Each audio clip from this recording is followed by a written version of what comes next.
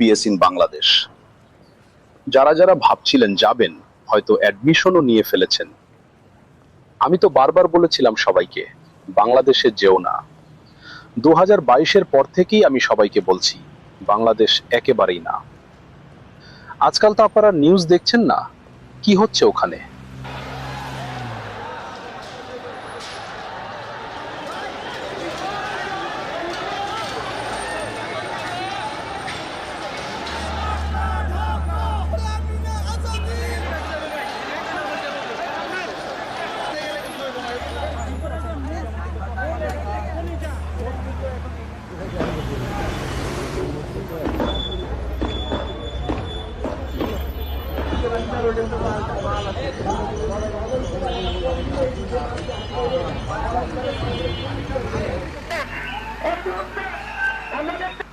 আমি তো ব্যঙ্গ করে এটাও পর্যন্ত বলেছিলাম, বাংলাদেশে এমবিবিএস করার থেকে পাকিস্তান বা আফগানিস্তানে যাওয়া বেটার।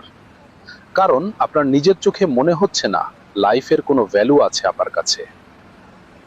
যারা অ্যাডমিশন নিয়েছেন আর হয়তো কলেজকে পেমেন্টও করে দিয়েছেন, সেই পেমেন্টের তো আমি কিছু করতে পারবো না, কিন্তু আপনার একটা বছর নষ্ট হওয়া আমি বাঁচাতে পারি। এখনো পসিবল আছে এমবিবিএস ইন চায়না মার্চ সেশনের জন্য।